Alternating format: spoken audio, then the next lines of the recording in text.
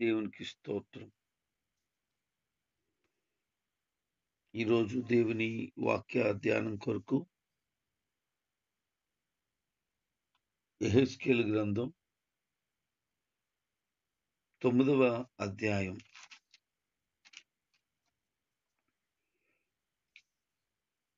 ఇశ్రాయేలీలు, యోధా జనాంగం దేవుని సముఖములో కలిగి ఉన్నటువంటి స్థితిని బట్టి యెహెజ్కేలు ప్రవక్తకు దేవుడు మరొక దర్శనాన్ని చూపిస్తున్నాడు. వారితో ఈ మాటలు చెప్పమని ఒక అద్భుతమైనటువంటి దర్శనాన్ని చూపిస్తున్నాడు. ఆ దర్శనం ఏంటి అనంటే, ఒక ఆయుధాన్ని చేత పట్టుకున్నటువంటి ఒక వ్యక్తి పట్టణపు కావలి వారిలాగా ఉండి ఇక్కడికి రండి అని పిలుస్తున్నాడు. పిలుస్తుంటే గట్టిగా పిలుస్తున్నాడు. పిలుస్తుంటే ఆ మాట విని 6 మనుషులు వచ్చారట. ఈ 6 మనుషులు మధ్యలో ఒక వ్యక్తి ఉన్నాడు. అతని దగ్గర సిరాబుడ్డి ఉంది, ఇంకు. అది పక్కన కట్టుకుని ఉన్నాడు. ఈ సన్నివేశం దైవజనుడైనటువంటి యెహెజ్కేలుకు కనబడుతూ ఉంది. ఏంటబ్బా ఇది అని ఆలోచన చేస్తూ ఉన్నాడు. ఈ యొక్క పట్టణములో కావలివారుగా ఉన్న వారు ఎవరు అనంటే, వారు దేవదూతలు.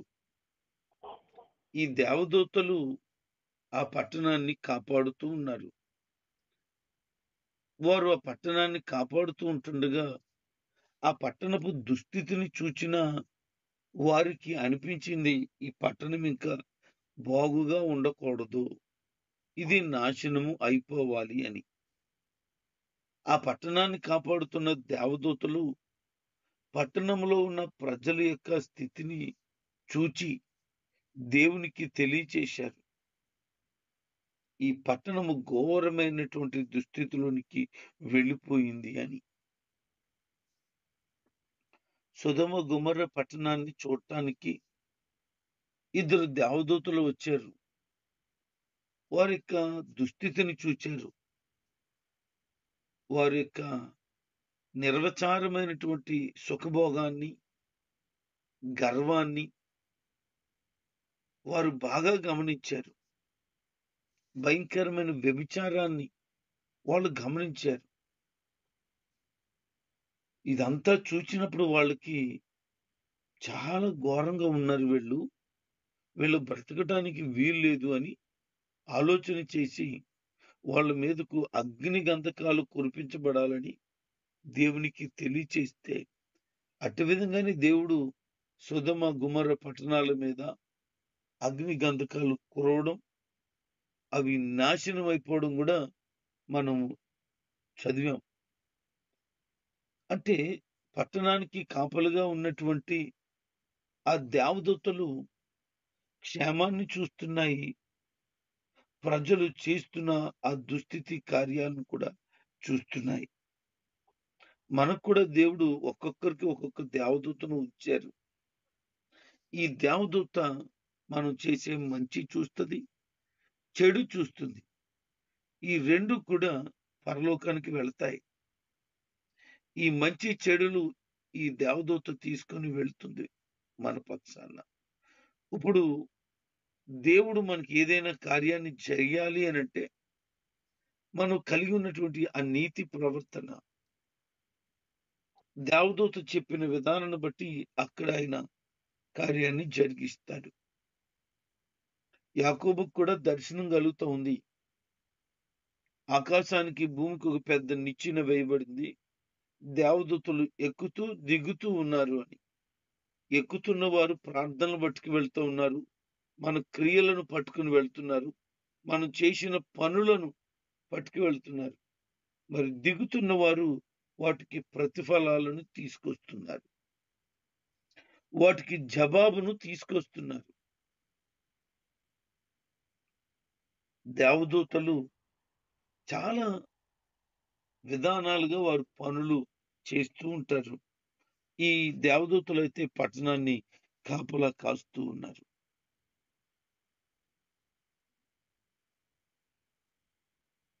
ఒక వ్యక్తి సిరాబుడ్డు పట్టుకుని ఉన్నాడు.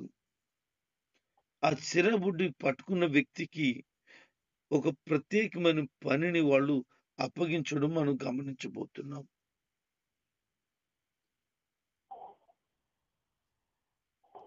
దేవుడు కెరూబుల మధ్య నిత్యము మహిమ పొందుతున్నవాడుగా ఉన్నాడు. అయితే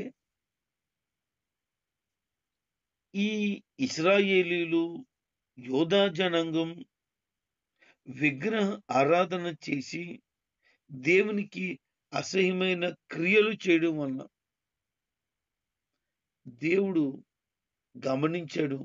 ఈ దేవదూతలు ఆ విషయాన్నే దేవునికి తెలియచేశారు. వారిలో ఏం కనపడుతుంది అనంటే దుర్మార్గం కనపడుతుంది. అపనమ్మకం కనపడుతుంది. ఇదంతా పైకి చేరుతుంది. ఈ విషయాలన్నీ కూడా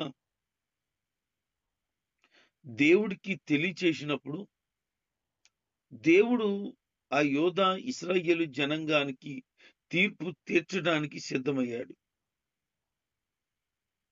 అందుకే నలుగురు,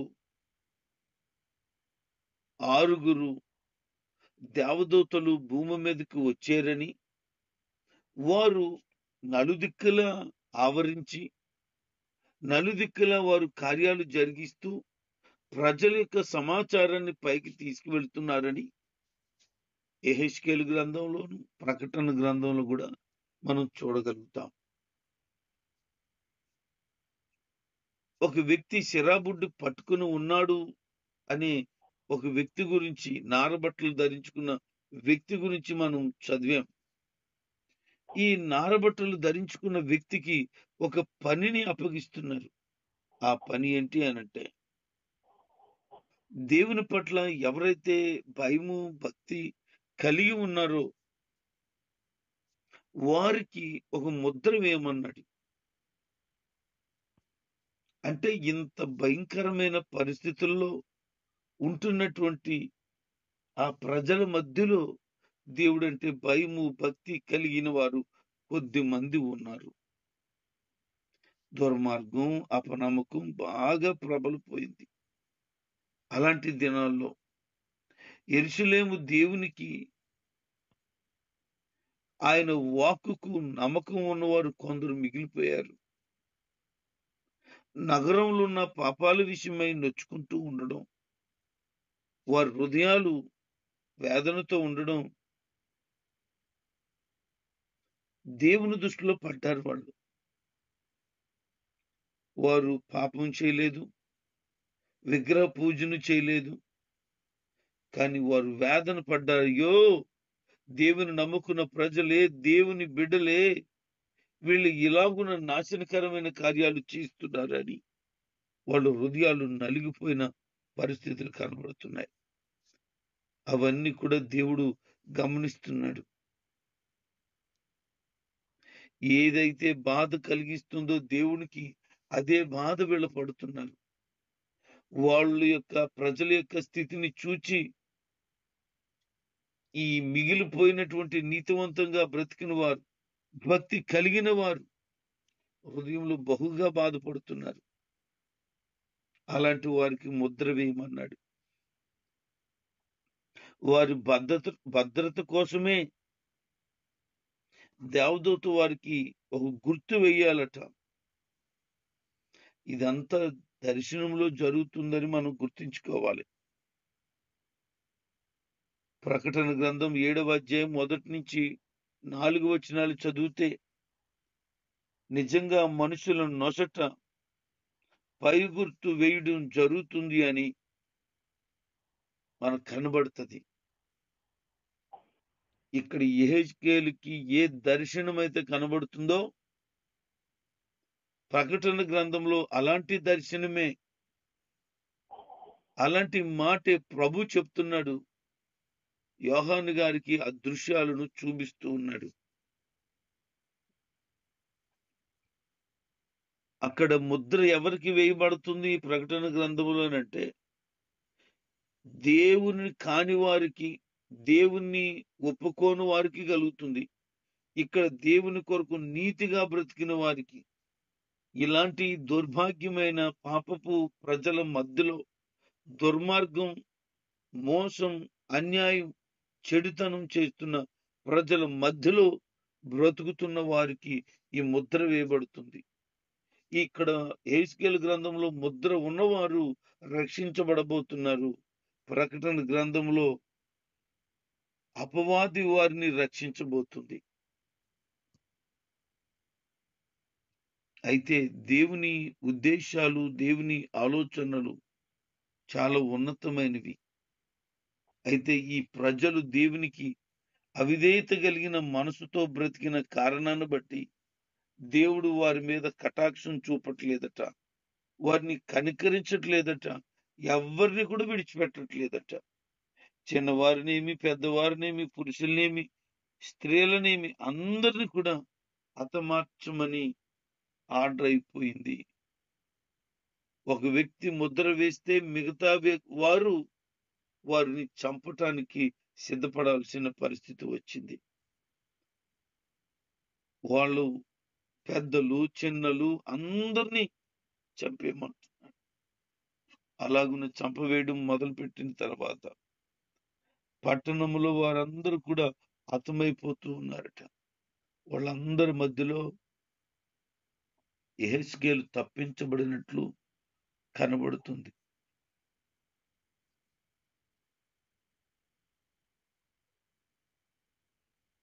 ఈ యెహెజ్కేలు తప్పించబడ్డానులే, నాకు బాగుందిలే అని సంతోషించట్లేదండి. అతను బాధపడిపోతున్నాడు.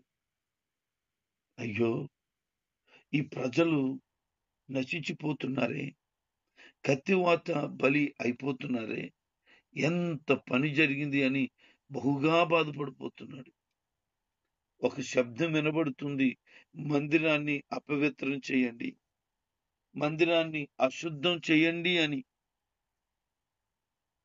ధర్మశాస్త్ర ప్రకారంగా మృతదేహాలు అశుద్ధమైనవి, చనిపోయిన వారు అశుద్ధమైన వారు, వారిని ముట్టుకోకూడదు. లేవికాండం 21వ అధ్యాయము 1వ వచనం 11వ వచనంలో మనకు కనబడుతుంది. సంఖ్యాకాండం 19వ అధ్యాయము 11 నుంచి 16 వరకు చదివితే అక్కడ మరికొన్ని విషయాలు కనబడతాయి. తన పరిశుద్ధ ఆలయాన్ని దేవుడే అశుద్ధం చేసేయమని చెబుతున్నాడు. ఎందుకు? దేవుడే స్వయంగా ఆయన మందిరాన్ని అపవిత్రం చేయమని చెప్తున్నాడు. యేసుక్రీస్తు ప్రభువారు మందిరాన్ని పాడు చేసిన వారిని కొరడా రువ్వి కొట్టి మరి బుద్ధి చెబితే ఎందుకు ఇక్కడ మరి ఇలాగ జరుగుతుంది అని అంటే, అక్కడ కట్టబడినటువంటి దేవాలయం అది విగ్రహాలకు పూజా స్థలంగా మారిపోయింది. అందుకే దేవుడు దాన్ని వదిలేస్తున్నాడు. విగ్రహాలు అందులో పెట్టి వారు పూజ చేయడం ప్రారంభించారు. దేవునికి చాలా బాధ కలిగింది. బలులు అర్పించడం ప్రారంభించారు. ఇక దేవునికి కోపం వచ్చేసింది. అందుకనే ఈ మందిరాన్ని అపవిత్రం చేయండి, అపవిత్రం చేసేయండి, ఇక మందిరాన్ని నేను కోరుకోవటం లేదు అని మరొక నూతనమైన మందిరాన్ని కొరకు దేవుడు ఆలోచన చేస్తున్నాడు. ఆయన మందిరంలో ఇలాంటి దుస్థితి చేస్తారా? వీరు దేవుని ప్రజలే, దేవునికి సంబంధించిన వారే అనే అస్పృహ కూడా లేకుండా అవిధేయత కలిగిన వారిగా మారిపోతారా? ఎంత దుర్మార్గం! అందుకే అంటున్నాడు దేవుడు, నేను వాళ్ళ మీద జాలి చూపను, వాళ్ళ మీద కనికరించను, వాళ్ళు ప్రవక్తనకు తగినటువంటి ప్రతిఫలాన్ని వారు నెత్తి మీదకి వేస్తాను నేను అంటున్నాడు. అయితే ఇక్కడ ఒక విషయాన్ని మనం గమనించాలి. ఇలాంటి దుస్థితి జరుగుతున్నప్పుడు దైవజనుని యొక్క స్థితిని మనం గమనిస్తే ఆ దైవజనుడు అంటున్నాడు దేవుని సన్నిధిలో, అయ్యా ప్రభువా, అయ్యో ప్రభువా, యెహోవా, యెరూషలేము మీద నీ క్రోధం కుమ్మరించి ఇశ్రాయేలులో శేషించిన వారందరినీ నశింపజేయుదువా అని మొరపెడుతున్నాడు. అంటే కొంతమంది తప్పించబడ్డారు, వాళ్ళు కూడా నాశనం అయిపోతారా అని తన ప్రజల పక్షంగా విజ్ఞాపన చేస్తున్నాడు. అతని విజ్ఞాపన సామాన్యమైనది కాదు. యెహెజ్కేలుకి ప్రజల పట్ల ఉన్నటువంటి ప్రేమను మనం చూడగలుగుతున్నాం. దేవునికి ఎంత మొరపెడుతున్నాడు అనంటే, ప్రభువా, ఈ బిడ్డలను నశించటం జరగకూడదు అని ప్రార్థన చేస్తున్నాడు. నిర్గమకాండం 32వ అధ్యాయము 30 వచనం నుంచి 32వ వచనం వరకు చదివితే, మోషే ప్రజల పక్షంగా ఘోరమైన పాపాన్ని ఒప్పుకొని ప్రభు దగ్గర ప్రాయశ్చిత్తం చేసుకుంటూ,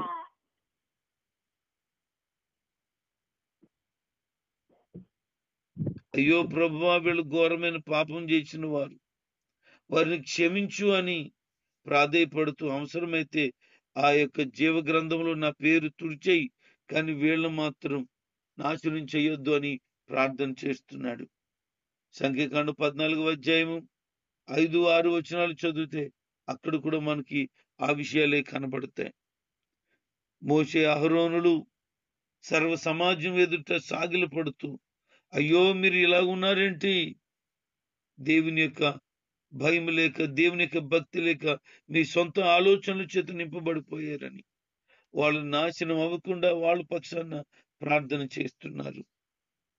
యెహోషువ గ్రంథం 7వ అధ్యాయము 6, 7 వచనాలు చదివితే, యెహోషువ ప్రజల ముందు బట్టలు చింపుకొని దేవుని మందసం దగ్గర సాష్టాంగ పడిపోయి ఇశ్రాయేలు ప్రజల కొరకు నెత్తి మీద బూడిద వేసుకుని ప్రార్థన చేస్తున్నాడు. అయ్యో ప్రభువా, ఈ ప్రజలు యొర్దానుకు ఎందుకు దాటించావు? వీళ్ళను నాశనం అయిపోయేలాగా అమోరీయుల చేతిలోనికి ఎందుకు అప్పగించలేదు? నువ్వు ఇక్కడ అప్పగించడానికే తీసుకొచ్చావు అని ప్రజల పక్షాన విజ్ఞాపన చేస్తున్నాడు. ఇర్మియా గ్రంథం 8వ అధ్యాయము 21వ వచనాన్ని చదివితే, అక్కడ తన ప్రజలు నశించిపోయిన స్థితిలో ఉన్నారని, నేను కూడా నశిస్తానని, నేను శోకిస్తున్నాను, నాకు బాగా బాధ కలుగుతుంది అని అతను కూడా ప్రార్థన చేస్తున్నాడు. రోమపత్రిక 9వ అధ్యాయం 1 నుంచి 3 వచనాలు కనుక మనం చదివితే, అపోస్తలుడైన పౌలు గారు, నా హృదయం ఎడతగిన బాధలు, దుఃఖం ఉన్నాయి. నేను నిజం చెప్తున్నాను, అబద్ధం ఆడటం లేదు. నా మనస్సాక్షి పరిశుద్ధాత్మతో కలిసి సాక్ష్యం చెప్తా ఉంది. నా శరీర సంబంధమైన నా సహోదరులు, నా సొంత వారి కోసం నేను క్రీస్తుని అవసరమైతే వేరైపోతాను, శాపానికి గురైపోతాను. ఎందుకంటే వారు ఎవరు నశించడం నాకు ఇష్టం లేదని చెప్తున్నాడు. ఇలాగున ప్రతి దైవజనుడు ప్రజల పక్షాన విజ్ఞాపన చేస్తూనే ఉన్నారు. వారి హృదయాలు దేవుని సన్నిధిలో కుమ్మరిస్తున్నారు. ప్రజల పక్షంగా మొరపెడుతూ, ప్రభువా, వీరిని రక్షించండి, కాపాడండి అని విజ్ఞాపన చేస్తూనే ఉన్నారు. ఇక్కడ కూడా యెహెజ్కేలు అదే పని చేస్తున్నాడు.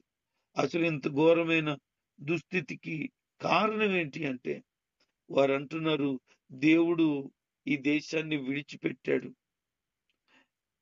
అసలు మేము ఆయన ప్రజలము కాననుకుంటున్నాడు ఆయన అంటూ దేవుని మీద తిరుగుబాటు చేశారట. ఆ పరిస్థితిని బట్టి దేవునికి బాధ కలిగింది, కోపం కలిగింది. దేవుని మీద నిందలేస్తున్నారు, దేవుడు మమ్మల్ని పట్టించుకోలేదని మాట్లాడుతున్నారు. నిత్యము కంటికి రెప్పలాగా చూసుకుంటూ మిమ్మల్ని ముట్టినవాడు నా కనుగుడ్డును ముట్టినట్లు అని చెప్పినప్పుడు పగలు మేఘ స్తంభమే, రాత్రి అగ్ని స్తంభమే వారిని ఆవరించి ఉన్నప్పుడు, ఆరిన నేలలో సముద్రం నుంచి నడిచినప్పుడు, శత్రువు చేతిలో చిక్కడిపోకుండా తప్పించబడుతున్నప్పుడు, ఇవన్నీ గుర్తుకు రావటం లేదు వాళ్ళకి. సరిగ్గా ఇప్పుడు అంటున్నారు, దేవుడు మమ్మల్ని ఏం పట్టించుకున్నాడు, శత్రువుల చేతుల్లో వదిలేశాడు, నాశనం అయిపోతుంటే చూస్తూ ఊరుకున్నాడు, పట్టించుకోలేదు దేవుడు మమ్మల్ని అంటూ దేవుని మీద లేనిపోని మాటలన్నీ మాట్లాడుతున్నారు. ఒకవేళ నువ్వు కూడా ఇలాగ ఉన్నావేమో, దేవుడు మమ్మల్ని పట్టించుకోలేదు, ఇలాంటి ఇబ్బందులు పడుతుంటే, ఇలాగ నాశనం అయిపోతుంటే, ఇలా పాడైపోతుంటేనని. దేవుడు ఎందుకు పట్టించుకోడు? బహు శ్రద్ధ చూపించేవాడు కదా ఆయన. అయితే నువ్వే ఆయనకి నచ్చని క్రియలు చేయడాన్ని బట్టి ఆయన నిన్ను ఎడం పెట్టుంటాడే తప్ప ఆయనకు దూరంగా నువ్వు ఉండాలని ఆయన ఉద్దేశమే కానే కాదు. అవిసనారుతో వస్త్రాలు ధరించినటువంటి వ్యక్తి, శిరబుడ్డు చేత్తో పట్టుకున్న వ్యక్తి ముద్ర వేసేసాడట, నా పని నేను చేసేసాను అంటున్నాడు. ముద్ర వేయబడలేని వారందరూ కూడా కత్తివాత కూలిపోయారు. ఈరోజు తప్పించబడిన జనాంగంలో ఉండు, అంతే తప్ప వేరైపోయిన జీవితాన్ని కలిగి ఉండవద్దు. అటువంటి మాటలు మాట్లాడొద్దు. ఇక మీదట దైవ భయం కలిగి, దైవ భక్తి కలిగి జీవించే వ్యక్తిగా నీ ఉంటే, దేవునిలో నమ్మకంగా సాగిపోతే, దేవుడు ఎప్పుడు నీకు తోడుగుంటాడు, నిన్ను కాపాడుతాడు, నీకు క్షేమం ఇస్తాడు. అలాంటి కృప దేవుడి దగ్గర నుంచి అత్యధికంగా అందరూ పొందుకుందురుగాక. ఆమేన్.